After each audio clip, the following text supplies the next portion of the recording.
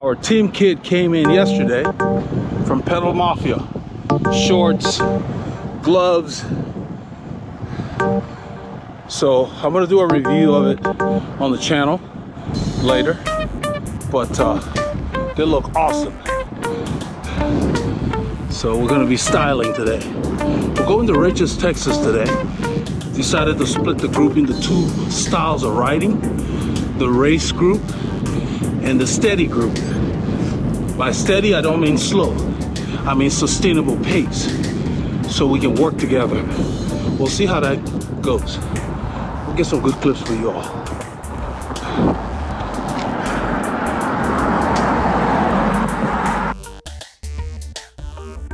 On this ride, I left Northampton, rode into the woodlands. We picked up the group at the Alden Village Center, headed out on Honea-Egypt Road, all the way out to Honea. We took Rabon Chapel to South Pine, all the way back to 2854. We stopped at Taco and then continued into the forest off camera. We're headed to Richards. We took Tagliaferro Road. I let the group go when we got out there. Some guys were doing their own little workouts I did not want to participate in. Once I got past Richards, they had a flat, so I came across them after riding through Dacus on Bethel. We rode back together into Montgomery, took Spring Branch. We stopped in Keenan briefly and then continued back through the neighborhood to Honea-Egypt Road. It was a very, very pleasant day. We're really enjoying some nice fall weather. I think you will enjoy the clips that we put together for you.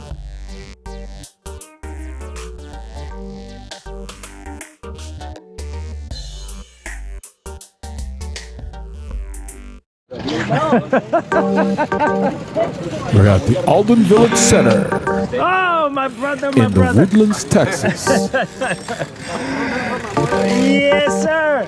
We offered these guys the opportunity to split the group to where you would have like a race-ready group and a steady endurance group. Long ride. Time for the race-ready group to go. No one budged. So these so-called wannabe racers don't want to identify themselves as racers. Go figure. I'm not going to waste any more time on that foolishness. And when they come, they can do whatever they want. It's too much of a time investment. They don't even know who they are. They don't have an identity.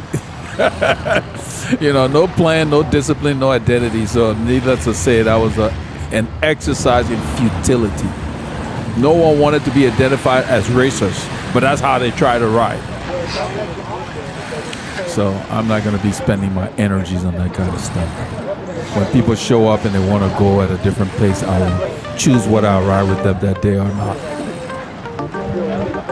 We're leaving the Alden Village Center, and on this ride we headed out through Honea-Egypt. We took it all the way into Honea on Rabon Chapel and South Pine. So the group relatively stayed together most of the time. You know, we ended up splitting early. When we get on Honea, you will see that a few riders go off, they raise their pace and go, we let them go. And we rode together, keeping it tight and steady. Good effort. I mean, you can pretty much, if you're not competing and you're just doing the weekend warrior stuff, you can do whatever you want. People who compete, they have to take downtime to let their body catch up. Because if all you do is stay near, there's a fatigue and fitness factor for training. So if you just stay near the ceiling all the time, you don't give your body a chance to really build back up. So your speed stays average. You don't really go to a higher level. In order to go to a higher level, you need a few weeks where you back off and let your body absorb the training. And most riders that have a plan incorporate that into their what I call macro cycle. So every 4 to 6 weeks, I back off and let my body absorb the training. I take time off to where I'm not really training that hard, just ride once in a while. I may still do the weekend ride, but I let the group go if they start to push too much. You let your body absorb the training. For those of us who are not competing, you don't really need an off season, so to speak, anymore. but you still need to watch how your body is absorbing the stresses that you have put on it. That's very important. So those of you who don't understand that, get yourself a coach and they'll walk you through it. If you want to improve, if you're ambitious, you want to lose weight or whatever you want, get some professional assistance instead of just going out and just riding. You need to have a plan. You know what you're doing. Especially if you press for time. Because if all you do is do group rides, some group rides are too long, they're too hard. It may not work for you or it may not fit your schedule. So if you're riding by yourself and you have a plan, then it's more effective because you're not just wasting time. And don't worry about what other people think. As long as you know you have a plan, you do your plan. And you don't need to explain to anybody. Just stay on your plan. And when you decide you want to push that day, you push. When you don't, back up.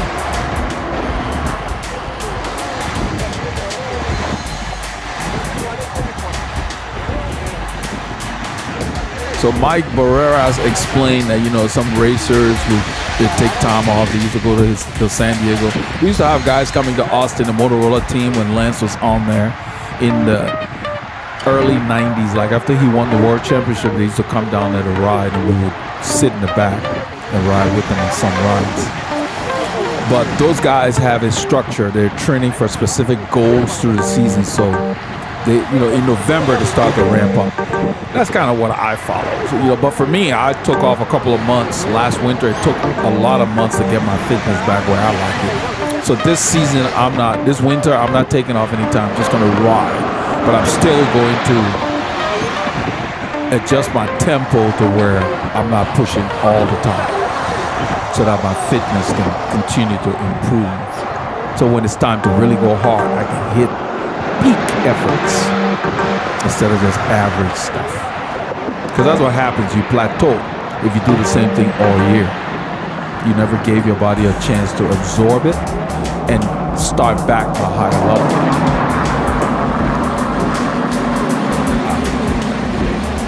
There was a gentleman that did a super chat on the channel. I want to thank you for it. I mentioned in the video last time. I appreciate the super chat.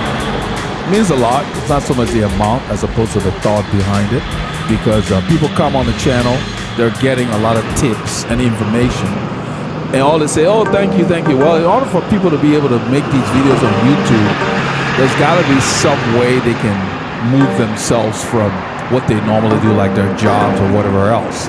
And so for me, my members are really the inspiration. They support the channel by becoming members. They have a sustaining membership. They pay a monthly fee. And those people, when they post a comment, they know they're going to get an answer. So if you're a member and you post a comment on the channel, you know you're going to get an answer. If you do a super chat and you ask a question, you will get an answer. Because those are the people that are really helping me continue to be able to put out this content. So I appreciate all of you super chatters and you guys that are members, guys and girls that are members of Veloharmony YouTube TV. It means a lot, and it's because of you I'm able to do this.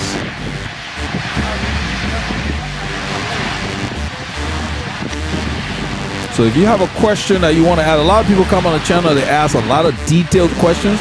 I don't bother answering because some questions require a lot of back information, backstory.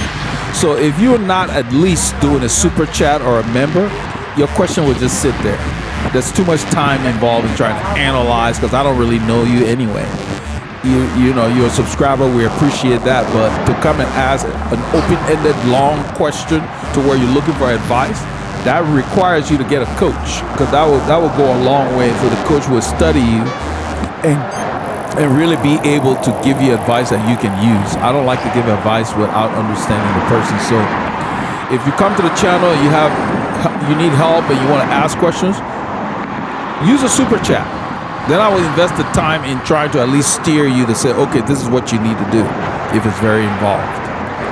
Because you have to invest some time in answering people's questions. So I don't like to give answers that people can't use. I will at least give you guidance to send you where you can go find information.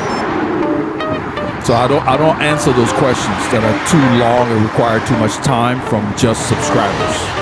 Maybe, some other people can chime in and answer your question, but you have to be careful where you're taking your advice from. I did the video on the Pedal Mafia jersey. Our kit has come in, as you've seen if you're watching this video, and I will be releasing the review of that just to show you what it looks like in detail. Yeah, I got a comment on the channel about my kit from somebody who said that the jersey did not fit me very well, the Pedal Mafia jersey. Even though, as I was doing the fitting and comparing it to Asa's and showing the issues I was having with all these jerseys, I was running clips. He said that there was some wrinkles on the jersey. Every cyclist who's worth their salt know that when you're standing, the jersey does not fit as well as when you're in the riding position. And so I told him, I said, I disagree. And hopefully this information may help you make decisions to get your kit. I know what fits me. I've been riding most of my life. I know what fits me. If I put something on, I know how I like to fit or not. I don't need no advice from somebody watching a YouTube video who can tell me. I'm the one who's wearing the jersey. You're going to tell me it doesn't fit me. Needless to say, I couldn't stop laughing. I just told him good luck, please. Everybody's got an opinion. They want to just act like, who are you to tell me what fits me? I don't give a crap whether you're a fabric manufacturer or you own a factory that makes jersey. You can't tell me what fits me. I can tell you what fits me. I'm the expert. I'm wearing it. I don't give a crap what your background is. You don't make jerseys. You don't do nothing from what, I don't know anything about it, but I'm just making a point. Nobody can tell you if your underwear fits you. You know. They don't even think. Just come and post comments like, please. And some people need to stay off the keyboard. This is a waste of time. I told him good luck. Hopefully this may help you when you choose a jersey. You're going to tell somebody what fits them. Please. If somebody wears a jersey and is loose and the pockets are swinging and they got stuff in it and they like it, it fits them. I'm very specific in my videos. I state what I like and how I think your jersey should fit and why. Now, if you happen to have those same reasons that you're seeking in a jersey, then you'll listen to my advice. But if you don't care that your jersey is loose or whatever, or you just like a club fit, yeah, fine, it's not for you. I'm not telling everybody to wear the jersey the way I wear it. I state why I want it that way. Come tell me, but he doesn't think that it fits me. Who gives a crap what you think? I'm wearing the jersey. I'm telling you it fits me. That's what matters. Just like if you put on something and you say it fits you, who am I to argue with that? You're the one wearing it. Oh, man. Sometimes I really wonder, sheesh. Anyway, we're at 1488, and this is Egypt Lane. So that's our kid. The Pirate has one. I have a copy. My brother Paulie Longa has one. I did not expect the jersey to pop like it does. We had a challenge getting that orange, the right shade of orange. Thankfully, Pedal Mafia already had a PMCC jersey, the one I sampled weeks back, and that shade really worked, because at first it was too yellow, and I just told him to try that shade, and I love how it came out. So in a bit I will be working with them trying to get some kind of winter version. I was very surprised people want to buy the jerseys. I didn't make it to sell. I just made it for us, for the core members of Veloharmony.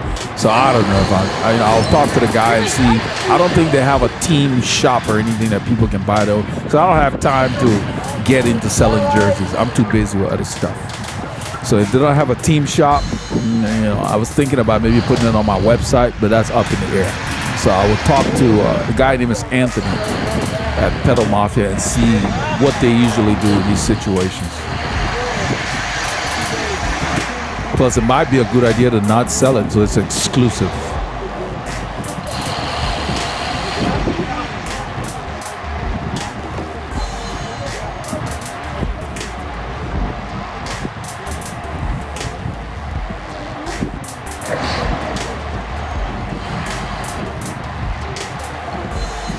I had one of our longer term subscribers on the channel,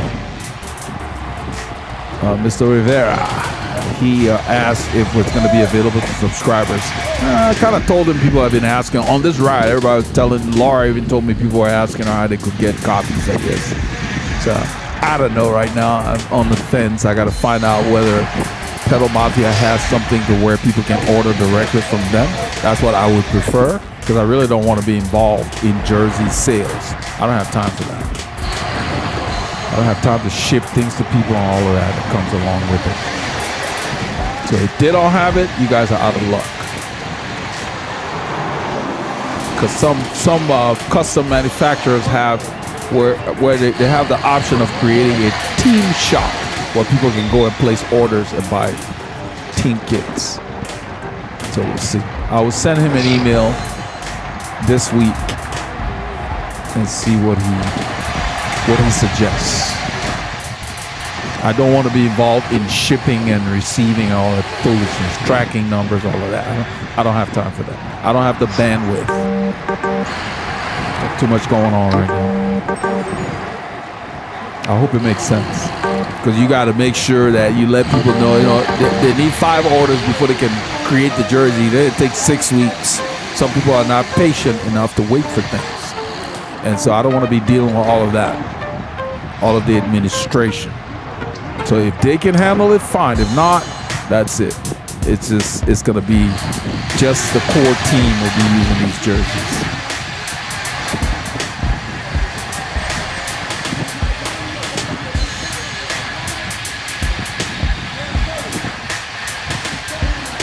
We're approaching the open road. The FM 2978, Montgomery County, Texas. A little northwest of the Woodlands. Honea-Egypt Road.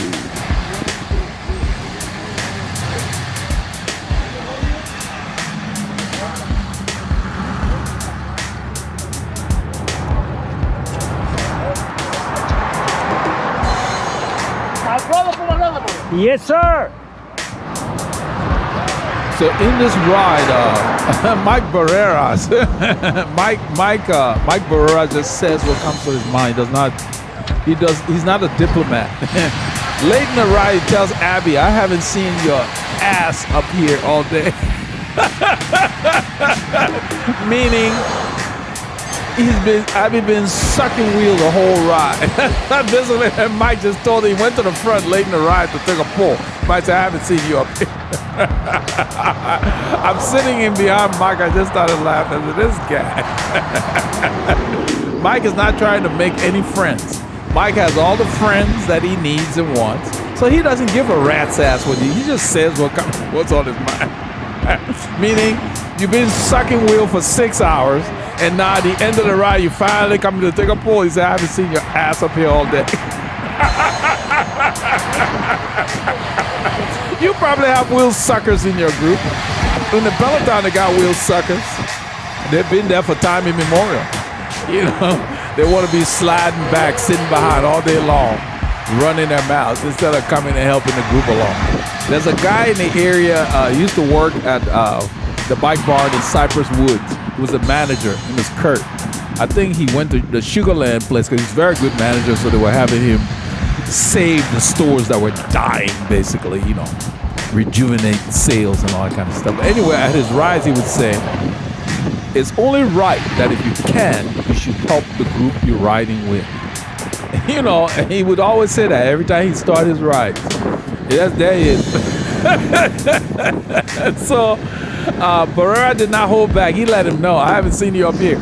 And the thing is I know there's a lot of people that sit in the back. Personally, I don't really care because, but I know what Mike meant.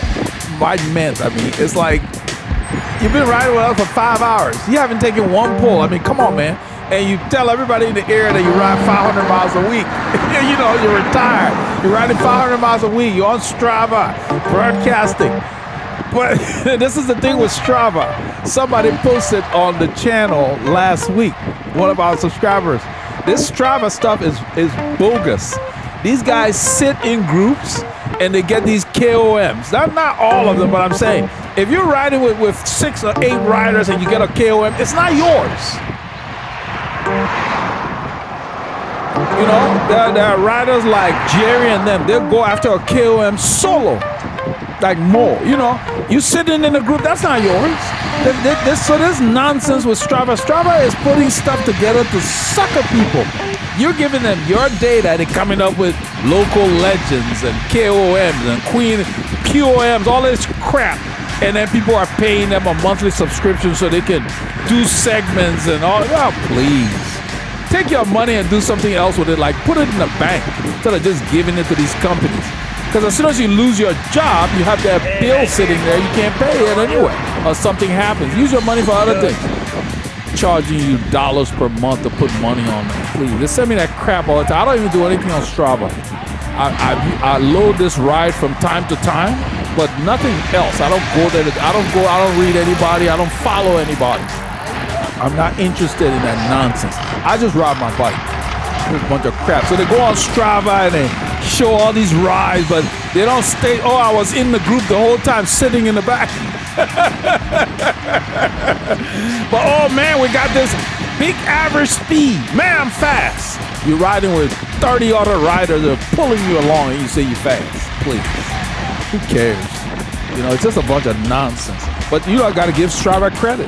If you can let people give you their data and then you charge them for it, I need to start a business where I can charge people for using their watch to tell them the time. That would be a good business. Very low capital expenditure. Yeah, foolishness, please. I don't spend any time on Strava. I'm too busy with other stuff. Busy riding my bike. I go out every day of the week except Monday, mostly. Every now and then I'll do a Monday, but Monday I kind of back off to do some chores or other things. And go out the rest of the week just ride my bike. I'm sort of worried about it. What somebody else did on Strava. Who cares? People think they make a big deal. One day, years ago, I left my computer on after a ride, and we drove. I believe Paul drove me. We used to drive out to the park in West Montgomery, and we'd start there. And I didn't know anything about KOMs, all that crap on Strava, but I was there because of the channel, because I was uploading the Saturday ride. We'd go to P-Dice. We'd go to what's this town? There's a place right outside off of 45. You know, like where you got. Sometimes we go to Whitehall. Sometimes we go to Willis. You know, all these places that we go to New Waverly. So we're traveling. Paul and I would drive from here, go out, then head out and do new places. And so we're getting ready for like there was a ride that we attended one time. They have every April. It's a Grand Fondo. He wasn't well that year. We still did the Grand Fondo. But those are the things we were preparing for at that time. And we put the bike in the car. The computer was still on. I didn't know. And we drove home.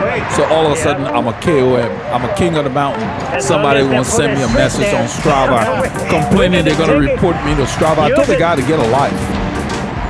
And they're going to report me to Strava if I don't take the ride down. I didn't take the ride down. I left it there. I'm like, forget you.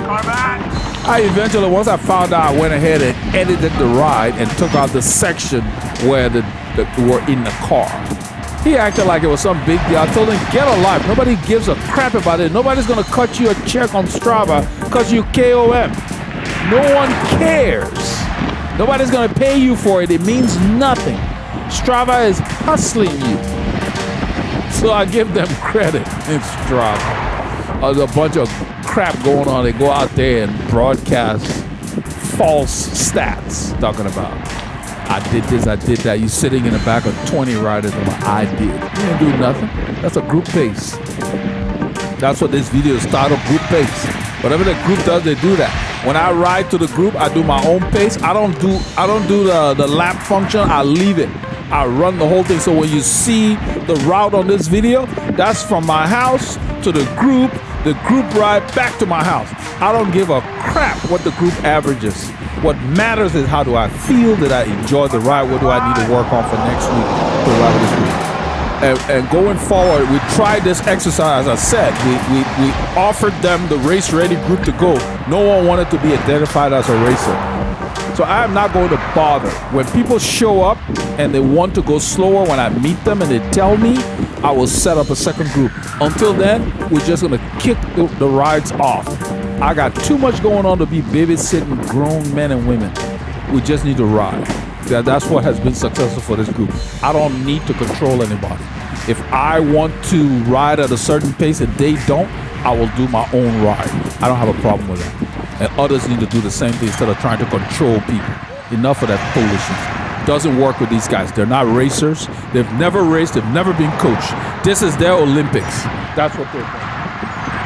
This is their Olympics. So that's okay for them. This is their main event. This is their world championships. That's what they do every Saturday. They take it real serious. I don't mind. So I'm going to let the group be, because there are sometimes I don't give a crap whether it's November, December. If I feel good, we'll all let it hang out. Because I'm not backing off this year for any reason unless life takes over. So you need to determine what you want to do before you go to the ride. So when the group is doing what you don't want, have the discipline to let the group go instead of being worried about what people might think. Nobody cares.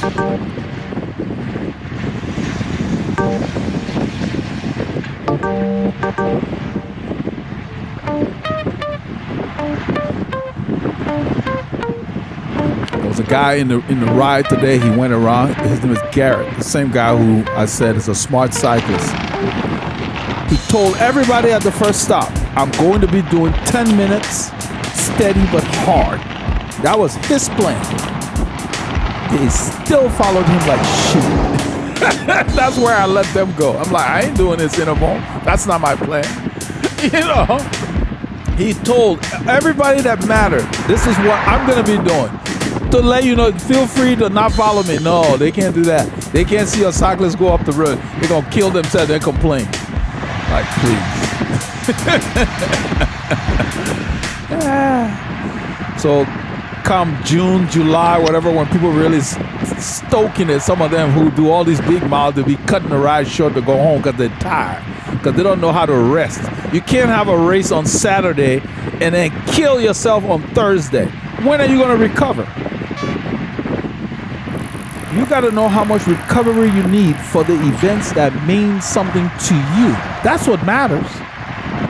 You got a time trial the next day. That's not, you don't go the night before and go kill yourself and leave it out on the road for no reason or no purpose. So what's important to you? Work for that. You know. So for me, Saturday I look forward to doing long rides. I'll ride with these guys. Whatever they're doing, I'll just sit in. I won't help them. I will sit on the wheels when I'm in the mood. You know. Now that I'm 100% healthy, my knee has finally healed from the twist I talked about. It's 100%. There's no discomfort. The bruising is gone. You know, and so now I'm just gonna ride. But I won't be helping them when I know they're doing something that they can't sustain. I will just sit in and wait. When they're tired, we'll keep the group pace. So they'll learn. Trial by fire. That's what you have to do. I'm done trying to come up with things to do with these guys, everything. You know, I was surprised when we said race rate. We tried to come up with a name because nobody wants to be in the B group around our area. I guess it's not cool to be known that you're in a B group. They got this thing called Chasing Watts. For some reason, I don't know if it's a software. I've never set up a ride there. I look at rides that I may want to join. Every ride that is set up is called moderate. Whether it's 16 miles an hour or 20 miles an hour, the software says moderate. I don't know if it's the people setting it up that's choosing that or not. There's no way a 16 mile an hour average group ride and a 20 mile an hour average can be the same moderate intensity. One's got to be easy. And so I don't know if the software has a problem, but it seems to be a big deal to where people don't want to be noted to be in B group and all that kind of foolishness. So I am not going to spend any more effort on that. I am not going to tell people to slow down in this group. I'm just going to ride. That's all I want to do on Saturday. I don't need to be spending energy trying to babysit people who have no cycling training or cycling knowledge. Because those who do know what they're doing. That's it. Other people can set up other groups where they control people. This is not going to happen here. We're going to let people just be safe and ride your bike. All I'm going to focus on is that we look like we know what we're doing on the roads, so we're not a hazard to the other road users. We need to coexist with the other road users. And you will see when you watch the Pedal Mafia review of our kit, there is a tag that comes with it. They talk about coexisting with the other users on the open road. I was very surprised when I read that, but it's consistent with what we all should try to strive for. It's not just you riding your bike when you're out there. You got motorcyclists, cars, dogs, people pulling boats, all kinds of stuff. You got to coexist. You know, you don't want to go out there and act like you have some special elitist right to the road. You need to just blend in. And so people be like, oh yeah, he's riding a bike. They know what you're gonna do. That's the long-term goal. They shouldn't be shocked to see somebody riding a bike and see you doing stuff. You know, some cyclists running stop signs. I see them in my area. They'll just run a four-way stop sign at 20 miles an hour, like it's not there. You know, it's like, and you know, where I live, the officers will lecture you, and if you give them lip, they just might take you to jail. You know, they'll let you know you're expected, because they don't want to bother. They're just going to let you know you're expected to stop. They've lectured when we used to ride with UMC. They lectured us in the park. Guys were in a Spring Creek Park, and this guy just ran the stop sign and acted like all we're doing was doing a loop of the park. So we had to come back. The officer was waiting for us because the driver that we blasted by informed the officer, because it was a dangerous move, in my opinion. And so he said, you guys are expected to follow the state law. I understand once you get your bike rolling, you don't want to slow down. He was a very learned officer. He had a very nice academic approach to how he talked to us. So it went well.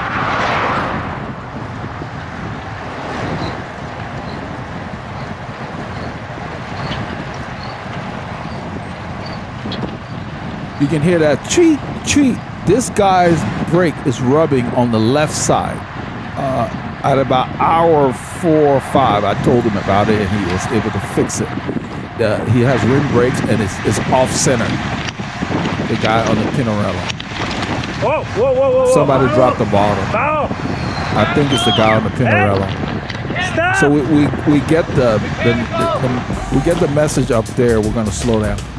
And this is the thing, guys. Look, get bottle cages that hold your bottle, because that stuff is dangerous in the pace line. If somebody goes over it, you guys have seen. We had a crash a while back. And plus, it sucks to drop your bottle. That road wasn't that rough. It's these cute carbon things. Somebody's gonna mention that, and I said Mike hasn't. Yeah, that's what Abby is saying. That's usually Barrera dropping bottles. He had fancy arrow bottles that used to fall off. But I said, no, not since the gold one. He's got an aluminum cage. It's gold. It matches his gold chain ring. And the bottles match the cage. It looks really cool. So the whole setup is gold and black. His bike is black. Bottles are gold. Cage is gold. And the chain ring is gold. So it pops. Get bottle cages that hold your bottle properly. You're not saving anything worthwhile to drop a bottle while you're out riding. It's not worth it. It's not worth the headache or the risk if you end up losing. Plus, you pay more for those flimsy cages anyway. Why pay more for something that doesn't do the job? It's not logical. This is a strange industry. They just come up with stuff that doesn't work, and then they charge more for it. And people line up with their hard-earned money to buy it. I mean, my goodness, man. My mother used to say a fool and his money should not have met in the first place. I work hard for my money. I don't turn it loose for just nothing. That sucker, it's got to be special before I buy it.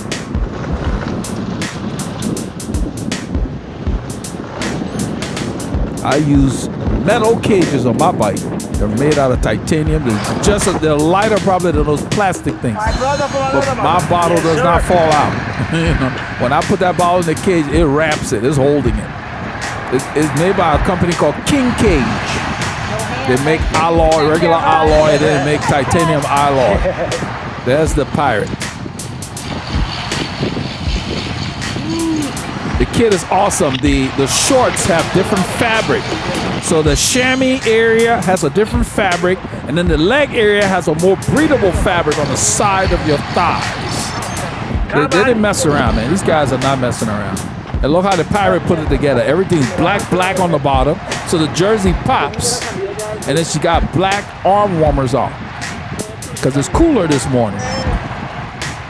In our area, it says 15 Celsius. It's almost about 60 degrees Fahrenheit, something like that.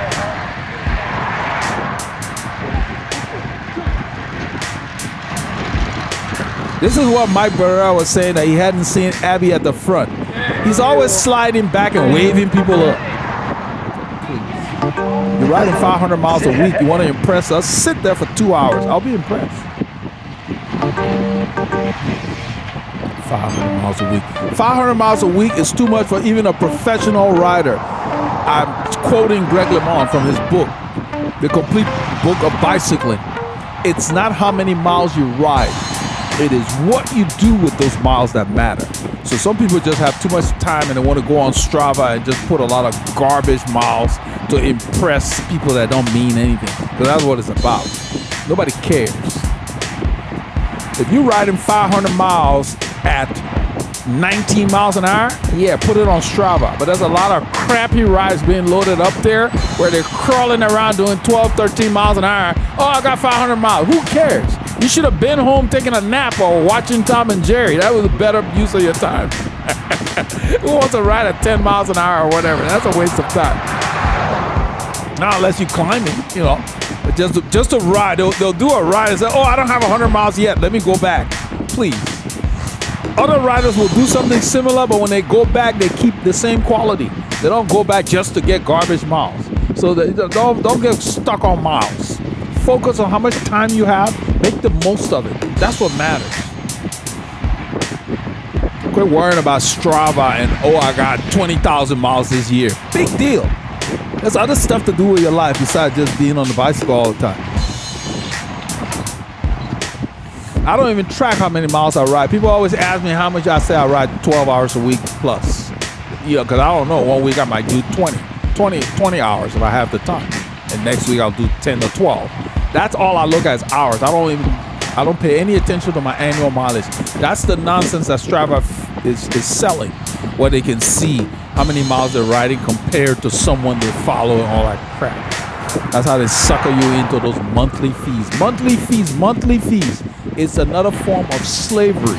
You are indebted to that person you're paying monthly for. Make the money, buy what you need, cut the relationship, move on. Don't borrow.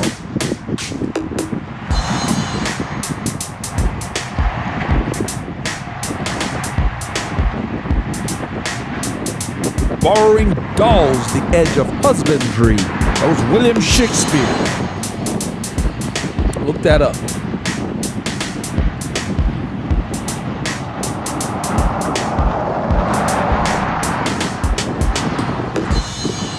Where I grew up, you want to buy a car, you work for the money, you save it, you go buy the car. There's no loan, there's no financing, none of that crap. You buy stuff, everything's priced. There's no $200 a month for a car. That's not a price. That's bondage.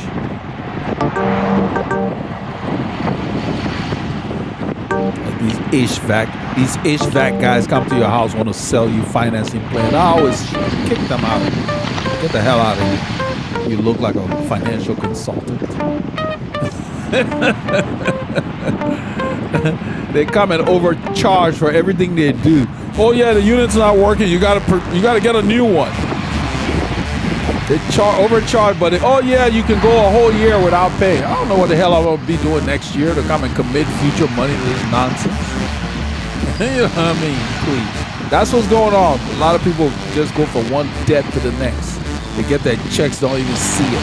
Can't even go see a movie because your whole check went to pay bills. Forget that crap. You don't have it, do it out. Get the money, buy what you want. You don't need to justify anything to anyone. You don't want to work it. Buy what you want. Be done with it.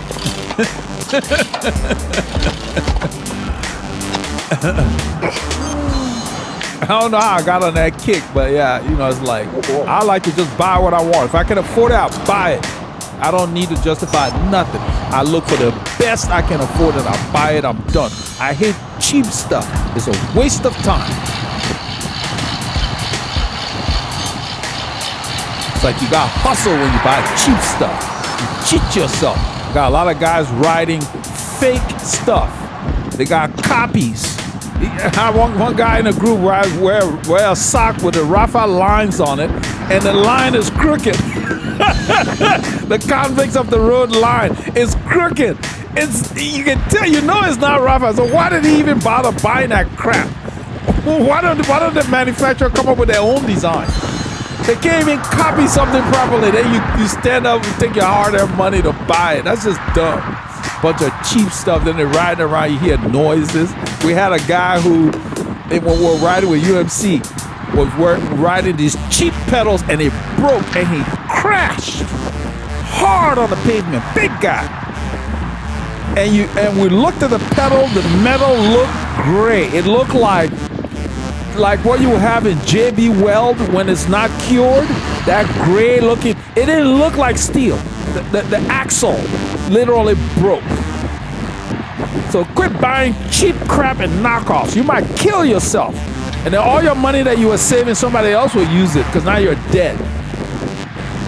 You can't take it with you. Save the money and buy the best stuff that you can afford. Or you wait, you save it, and get the real deal.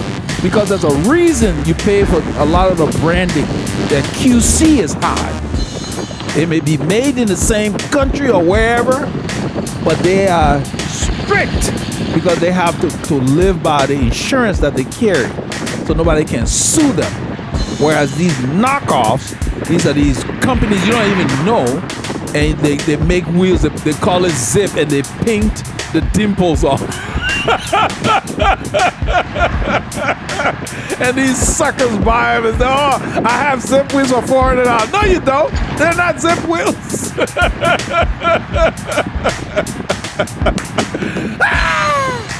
I can't stand cheap people. If you can't afford something, then leave it alone. You know, I mean, buy what you can afford. It doesn't need to say Zip. Just buy another wheel. You're gonna buy a copy, go through life not experiencing the real deal. Buy the real deal, whatever brand it is, let it be real. Somebody make a copy. That's like buying a copy of a car. You buy a copy of a Ferrari if it's possible. Like, what's the point of that? Like, you know, it will not perform like the real deal. So what's the point? You might as well just buy something else. Just buy a Yugo because it's a Yugo, and so the expectations are there that it's not supposed to perform with the Maximas and the other boys. Then you're okay. You're buying some copy that the paint. You don't need to patronize that market.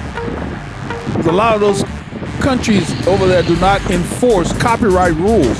So they'll copy like an Oakley and other crap like that, and people buy and call them Folkleys and crap like that. Why are you buying that nonsense?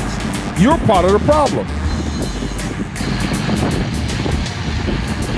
Might as well just buy a bag made by Joe Bob, and it's called Joe Bob. At least we know you got a bag from Joe Bob. That's better than having a bag that says Gucci when it's not. And they can't even spell the name correctly.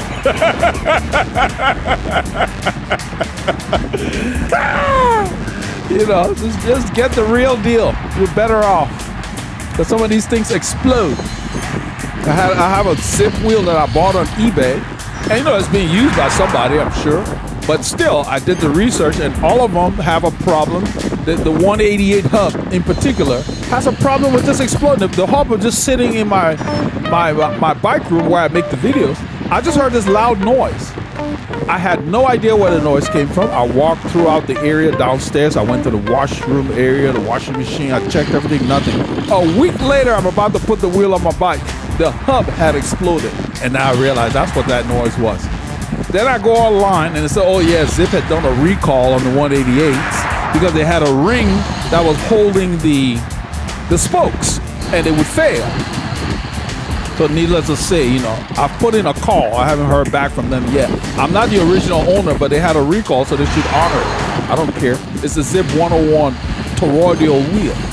And I like it. It performs. I have 2 sets of it that I got. The other one is fine. But, you know, I'm not going to get another hub like that. The problem is it's a 20-spoke rear hub. They don't make that many. So I'm looking at DT, maybe Phil Wood, whoever has a 20, so I can rebuild around that. Because the rim is fine. So they had a problem.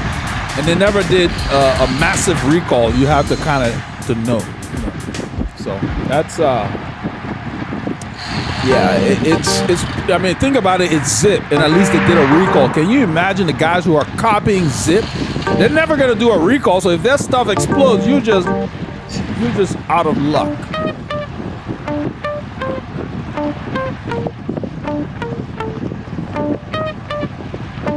So quit buying copies. You are encouraging plagiarism, and you know the copying of products by countries that don't enforce our copyright. Don't patronize that. It's just not right. We're stealing intellectual property. These people spend a lot of time designing and creating this stuff. Let them come up with their own design and their own creations and sell it under their brand. Then you buy it.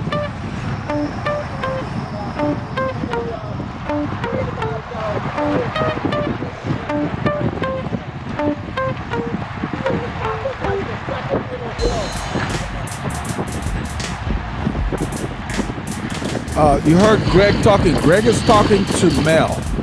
When I pulled off the front and Mel took over, he had the nerve to ask me where are we going to be turning. I did not respond. I have said it many times. I spend an enormous amount of time creating the route on Garmin Connect. It is not an easy tool. I load the route. If you don't look at it, don't ask me any questions on the ride. I'm not your private guide. You're not paying me for a tour. I did not answer. I don't have time for that. Everybody's time is valuable.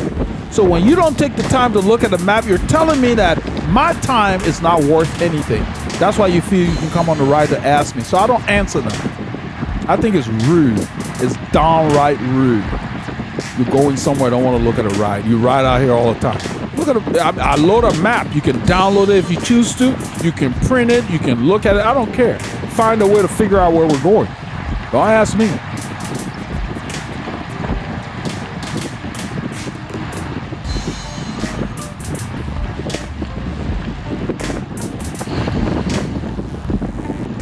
So, you know, I mean, you guys know what I mean. It's like, why is it that I can take my time to build a complete route for what we're doing every week? There are a lot of groups don't put routes out there. You just go and figure it out.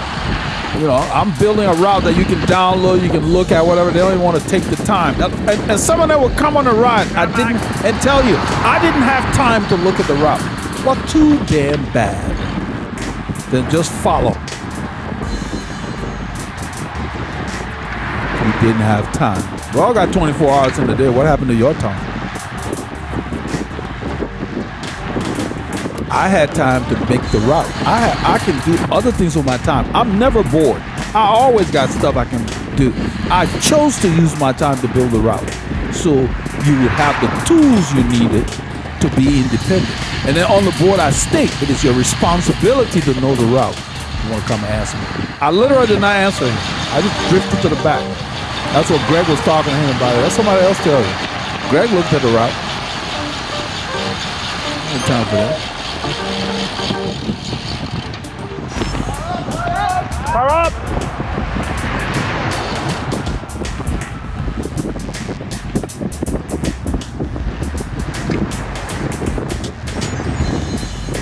So he pulled off the front.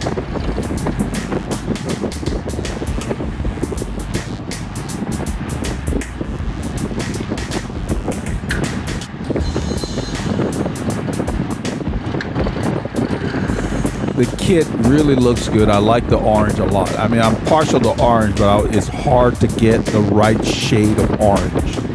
And they really nailed it. So,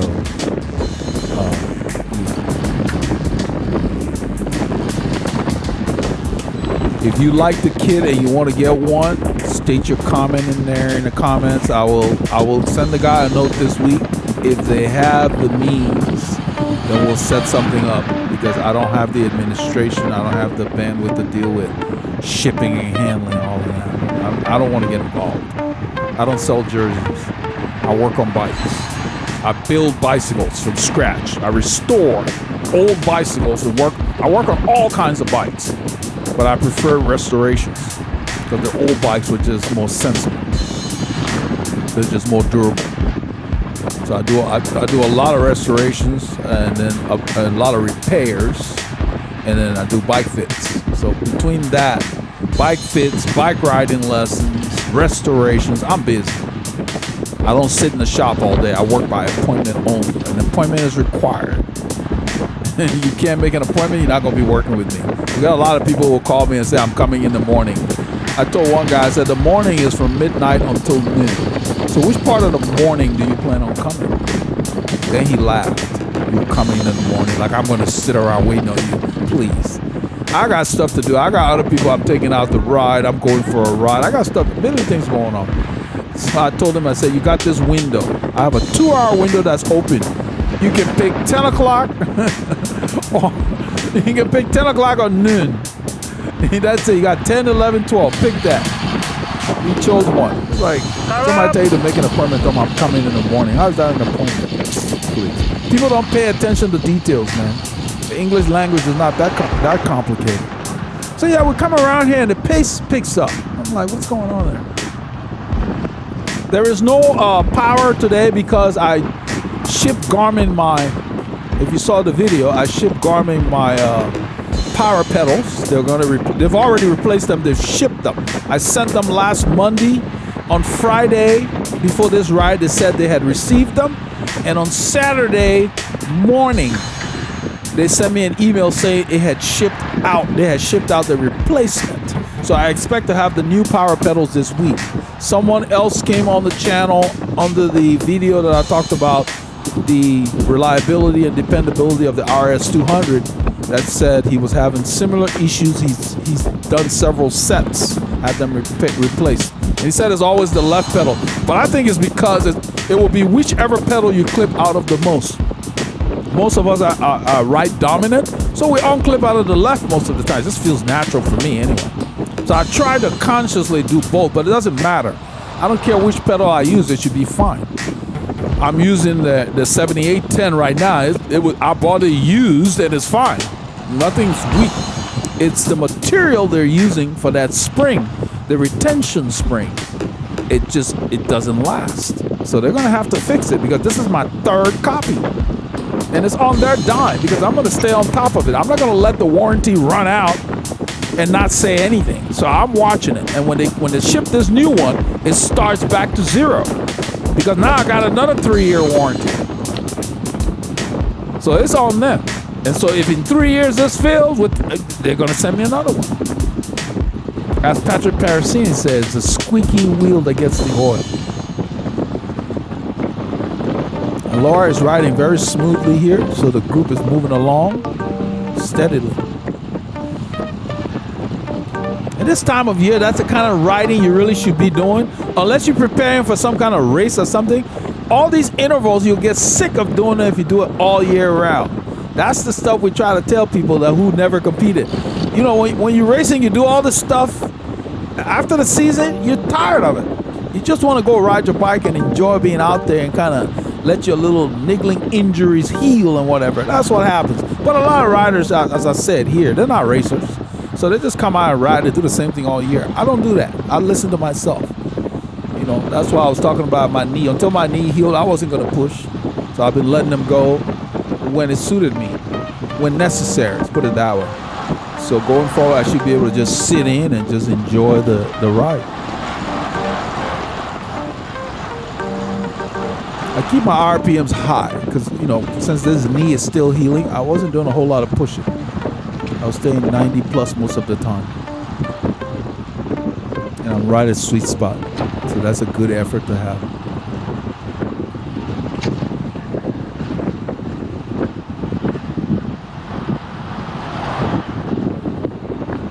I prefer to train by myself when I'm going hard, because if I'm doing 40 kilometers an hour and it's just me, that's my speed. Or if I'm at the front of the group doing 40 kilometers an hour, that's my speed as well. So that's the way you're gonna have to look at it. If you want to work hard and you're in the group, then get to the front. Because if you're just sitting there and getting towed along, it's a different kind of effort.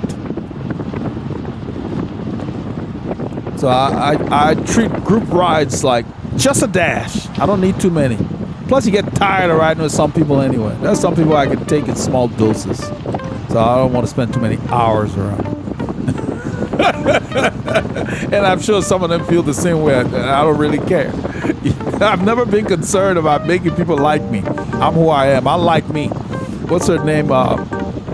Miley Cyrus has a song. I was listening to it, and my daughter was surprised that I liked it. I told her, I said, I love the lyrics. She said something about I can love me better than you can. And if you've never heard of it, go type it on your Google, on your Safari or your phone or whatever. Miley Cyrus. I think it's Billy Ray Cyrus, her father or whatever, country western singer. She made a song called I Can Love Me Better Than You Can. And listen to the lyrics. The music is great, but the lyrics are even better. What she's basically saying is, no one can love me better than you, because I know me better than you. She says she can take herself dancing, she can talk to herself, she can do, I love it. Every time it comes on, I'm in the car, I play it. I turn it up. I love it. That's the way you have to look at it. You don't need anybody else. Love yourself first. And the people who like you will like you because of you. You don't need to try to please nobody. It's an exercise in futility. Clear. Focus on quality. So in a little bit, Paulie Longa, Laura's gonna pull off. Paul's gonna give Laura the camera to give to me. So she wiggle her right arm. Can you hold the camera? Can you And hold she the doesn't camera? really want to hold the Give it to camera. us when you go back. Okay, is it still on? Yeah, it's still on. Oh, shoot. We got a new photographer. Drop it, The yeah. pirate El Pirata is filming. The pirate. Special skills. And I don't have them, so watch out. El Pirata is filming. Look at that. Look at that. Look at that camera work. Steady. Look at that. Look at you picking up these guys like we're going up out the west. It's a slight grade. There's like 1%. Nothing major, but you know, with the wind, we're going into the wind. That's Doug. Got it. So I got it from her right here. That's the pirate. The pirate, El Pirata. That jersey just pops, man. I'm very pleased the way it came out. You know, when you design stuff, you don't know how it's gonna come out. I mean, I basically told them what I wanted. I took the all-around jersey from the 1980, I think the 84 tour. Greg LeMond wore that jersey. I have a copy with the jersey number and everything. And I looked at it and decided I'm just gonna use only 2 colors. And then when I talked to the guy, he said, nah, let's put a 3rd color. So now we've got red, orange, and white. And it pops.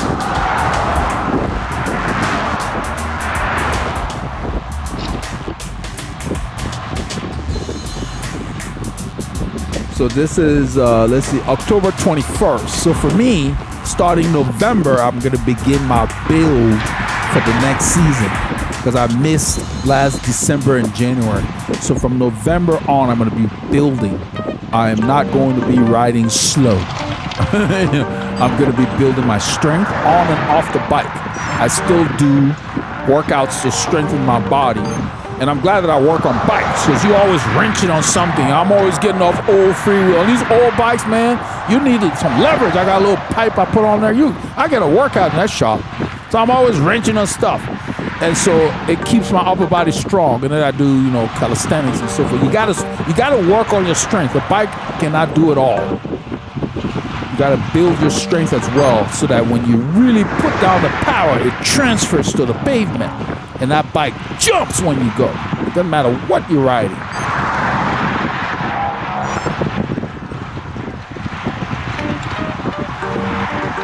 So I'm gonna be focused on anaerobic endurance. muscular endurance for about 6 weeks, building the power in my muscles.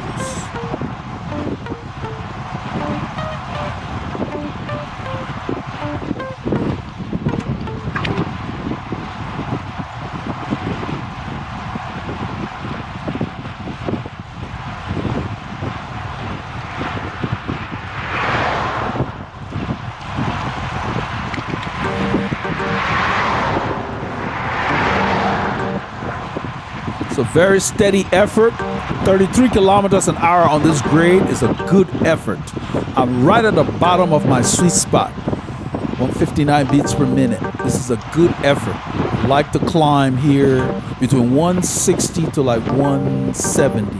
That's why I like to climb when I ride solo. It's a strong, solid effort. From 170 up, that's like racing pace for me anyway. A lot of people can't get their heart rate that high. I've never had a problem. My heart rate has not really gone down that much over the years. And I guess because I've stayed active or whatever it is. But some people say their zones change. It probably changes a little bit, but I don't pay that much attention to it. When I'm rested, I have more variability in my heart rate.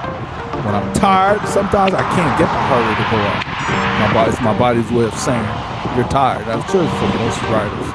So Paul pulls off. I think I'm going to give him the camera. Go back. No, I'm going to let him get in front of me because this road's busy. I'm telling him to get in front of me, then I'll go around and give him the camera. Get in front of me, my brother. He's waiting for Doug to roll. He's going to get behind Doug. Then I'm going to come by and give him the camera. So the cool thing with the jersey is that you see Paul's using white. See his shoes are white, socks are white, picks up the white. The Pirate's using black. I'm using black. The camera from the Pirates. Here you go. I'm going to slip in front of you. So you can do white, black, orange. That's why I chose those colors like that. With those blocks in the jersey, one ride you can pick up the orange. You can do orange socks. If you got orange shoes, do that, which we do. And then you can do red. So you could pick up red on a ride. Red socks, red shoes, will pick up the red. So we got 1, 2, 3, 3 major colors that we can make pop. You know, besides the black. Well, actually 4. So you got 3 on the jersey and then the black for the shorts. That's the way you got to do your jersey. You got to think ahead. How are you going to make it pop? So every time you wear it, you do different bottoms, different socks. That's the way to go. I had to take a break from the narration and found out that Garmin shipped the pyrometer on Friday. They must have done 2 days because it got here today. It's already here, and it looks different. It's a big change. The springs look more robust. So I believe they've modified it. It's brand new, so we're starting all over. We'll see how that works out. I'll stick it in for next Saturday ride. I don't use it during the week much. But 2 days, that's pretty good. It took them 4 days to receive mine. I shipped it last Monday, they got it Friday, and then Monday I've got the new one in my hand. So about 7 days. That's not bad. The route says we're taking a left probably longer. Is that true? Supposed to be. Back there, right? Yep. I think we were done. I need to review the route. I heard Mike Barrera said the route said we're taking a left. I got to check to see what that Garmin site. The tool is not very easy to edit. Whenever you're editing stuff, you try to make one change. It will make a change where you made it, but then it goes somewhere else on the route and it moves stuff around. So then it forces you to go through the whole route. So a lot of times just busy with other things. I don't have time to check the whole route. So I'll review it and see and clean it up. And I try to make the routes ahead of time and save them. So we're supposed to ride steady because we've got another group that went ahead of us, I think, when we got on 2978 to Honea-Egypt. They're probably already at Taco. But we go across this intersection. I'm sitting on the wheel of this guy. and he just starts to go full gas. He's spinning like a hamster. I just put it in a comfortable gear and I just sit on it. Yeah, at the end I end up shaking my head. That's not steady. He was killing himself. I don't know who they're trying to impress. They have no idea how to ride in a group. But these are the very people when I said, go with the race group, they didn't want to move. So they have no identity. Their style of riding is not clear to them. But we're not riding steady right here going to the store. So I just sit on him. And he was hard to draft because he was going so hard, he was weaving all over the road. So I really could not echelon smoothly. You know, it's just a lot of people ride bikes and they just don't understand the sport, and they're not even trying to educate themselves. But they show up week after week, year after year doing the same stuff. That's got to be pretty boring. I can't get involved in anything and not master it. You know, I fix bikes, but I don't fix them the same way. I am constantly improving how I do things. What we call workflow in software, when I worked in software development. Improving the software development life cycle, so to speak. You always got to strive for continuous improvement. Who wants to do the same thing all the time the same way? That's got to be boring. So we're going pretty hard here. You know, and he's spinning and spinning. I just sit. I don't help. I just sit on his wheel. And then when we get to the corner, he wants to take a break, so I go to the front and just ride to the store. I mean, I can go hard, but I don't want to go hard on every ride. You can see we have a huge gap here. We're supposed to be riding steadily. Look at my heart rate, 170 beats per minute. So I'm in the bottom of my race effort.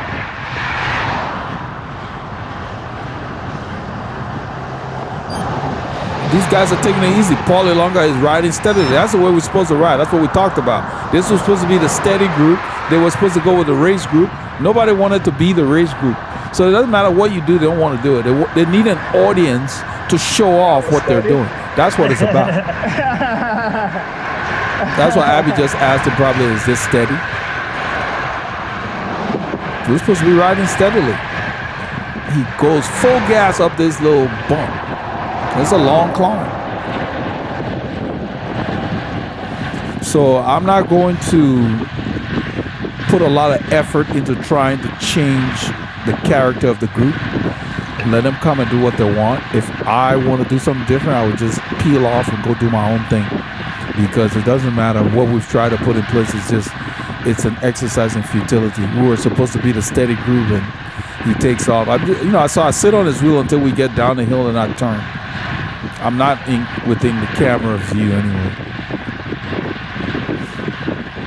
So Paulie Longa stayed with a steadier pace instead of chasing. You know, we gapped them because at the light we took off first.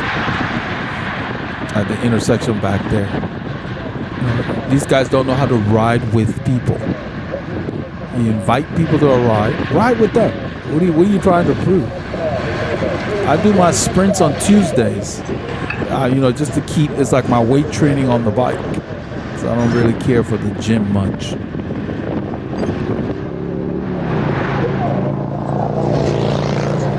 So that was not a steady pull to the store. And so, throughout the ride, people change what they plan to do, and that's fine. So, it is what it is. But I'm not going to expend any more effort into trying to do this and do that. We're just going to ride. If we get a lot of people that are new, and I find out they're new, I will ride with them just to encourage them to come back. And, once we get enough people, we can split up. Quite a few groups in the area split up. They have different speed groups. I was mentioning on Chasing Watts, but they all say medium pace. Medium pace can be 20 miles an hour average, and medium pace be 16 mile an hour average, unless the conditions are different, which is not the intent of what they're doing. But anyhow, I hope you got a chance to get some Ks in. This is part of what we did on Saturday. After we left the store, when we got out into the forest, I rode by myself for at least an hour and a half until the group had a flat and I came across them because I was just going to do my own thing. So remember, get your Ks in and keep all the doctors fired.